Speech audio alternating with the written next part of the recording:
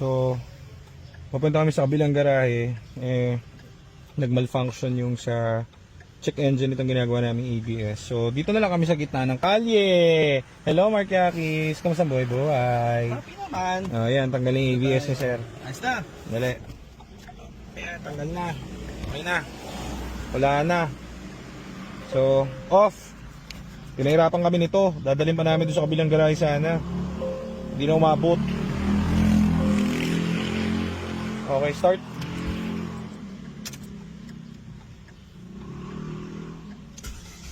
Okay, tanggal ang ABS. Aircon. Napakainit, sobra. Sir, okay na. Sorry.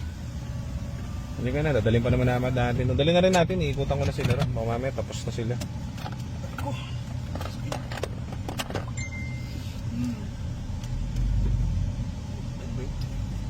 Baka yun yung tinuturo nyo na ano eh. Oo, may lagotok ha. No? Hindi normal yung lagotok. Kakaiba yung lagotok. Pero sa ilalim. Kakaiba. Hindi naman kapag nalulubak ka eh, no? Oh? Ano yun? Nilubak ba yun? Sige nga. Ako mamaya madali pa sa ano to. Dapat doon pagawa ito doon sa suspension natin, no? Mamaya madali. Ano yan? Fishbowl, masarap. Ayun. Meron? Pag nakaganon yung manibela. Meron nga. Meron? Ano to ba? Meron nga, meron. Iba yung lagotok niya hardware. Pag ano? Oo. Pag ano? Pag nakakabi, no? Oo nga, oo. Kala ko kung ano eh. Yan pala yung sinasabi ng may-ari. Ilalim sa ilalim. Oo, sa ilalim. Slant ka, baka may slant dyan. Doon sa parking Sa natin. ano? Parking.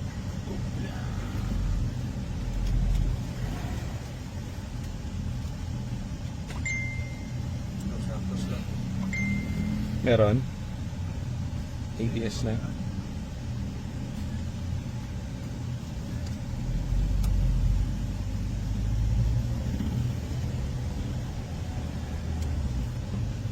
Meron. Oo. Palampag sa ilalim. Nakakatakot naman yung tunog. Parang bakal sa bakal. To? Di ba CB joint? Hindi, baka mamaya hihigpitan lang to eh. Yung tunog na yun parang maluwag eh. Hindi, CB yun. Madalang nasisira yung CB joint nito eh. Hindi kasi pag CB, ginamig mong ganun, kahit ikaw mga tutulog na. Oo. Yan nga, sige nga, pakinggan natin. Pag ano? Wala. So, eto, yung nagpaparepair sa atin. Hindi kami magaling sa ano eh, suspension eh. Papatingin natin dito kasi parang ano eh, malala eh. Malala yung kalampag eh. Pagka pepreno, kumakalog eh.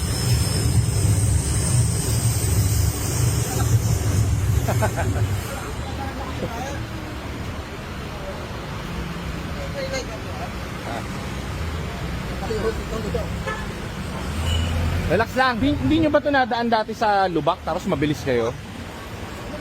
Pwede. Kasi yung mga ganun senaryo, yung tipong may pothole, matuling ka. Look! Doon nangyayari yun eh.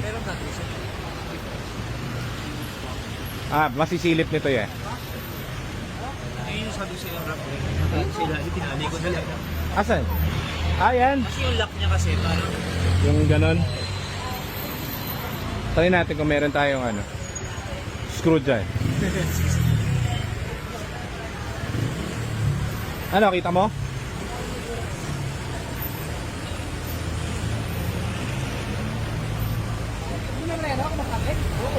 Makakapig, malakas eh. Sabi nung pinagpapagawa niya, will alignment daw eh. Puta, bakal eh. Ang meron tayong ganito, naalala mo, yung ano. Kita na. Oo nga sir, ayan na sir, yung problema. Umaalog yung buong gulong nyo. Muntik na. tornilyo. Nakatanggal yung tornilyo. Asan? Muntikan ka na sir. Wala tornilyo? Eh sir, tingnan mo. Eh, gumagalaw yung gulong mo. Hindi ko alam, sir. Hindi ko alam siya. Ang kaya ko lang tignan yung ngayon. Wala ko kayong issue nung... Ang problema mo kasi dyan, kaya pinapahabol namin to. ABS lang naman kami, pero syempre, yung care ko dun sa nagpapagawa, syempre, titignan ko. Eh, hindi kasi normal talagang, parang ang ano eh. Pero kung natanggal na yung tornilyo, Oh, deads ka, sir. Ano yan?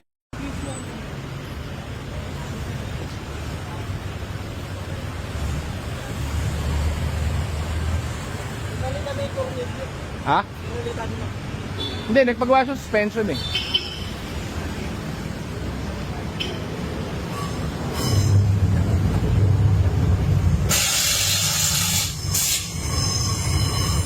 Pag mong lahat ng tornilyo.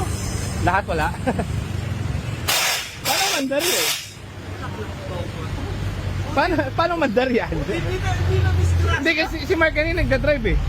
Blug blug blug. Kuya. Teka lang, di ABS nga ako. Bakit ganun?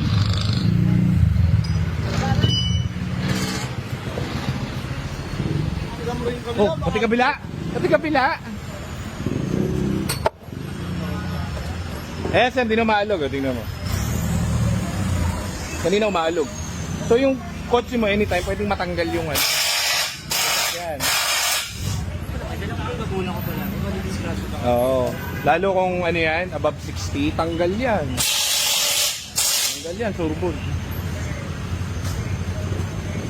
Baka naman nakalimutan lang, sir. Ano nakapali?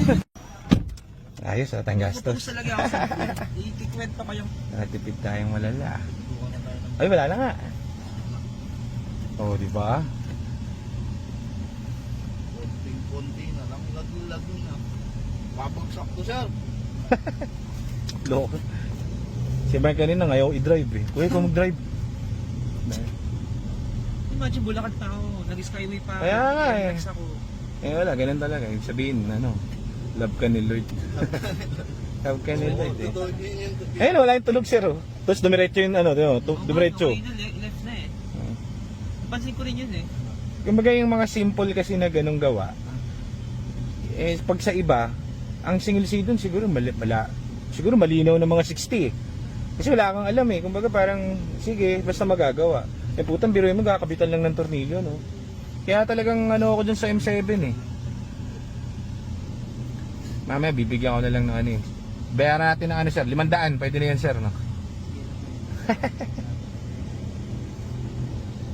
Ay, sa wakas. Imagine niyo sa 500 sa ano, sa... Magkano ba yung sa ano, sa shop, doon sa pinagpagawa niyo? Ay, mataas din. Kasama po, pati yung cooling system. I mean, yung nag-overage kasi ito kasama lahat. Naka 45 yata ako. Okay naman yung cooling system niya. Ano lang, eh, hindi ko alam kung anong kwento niya. Hindi ko alam kung doon sa shop niyo pinagpagawaan niyo. Pero, wala siyang tornilyo. Wala siyang tornilyo. Tsaka dapat na-check nila lahat yan. Kung umigaling sila sa ilalim. Galing ni Ryan, ah. Yan ang tama. Wala naman akong pinagdilhan niya. Yun kasi pwedeng lumuwag, kaso nga ang problema, sobrang na nung luwag, ano na siya. Hindi naman siya Kumbaga, naman lumuwag ng ganun lang. oo, tama. Eh, kapag nahigpitan ng matindi,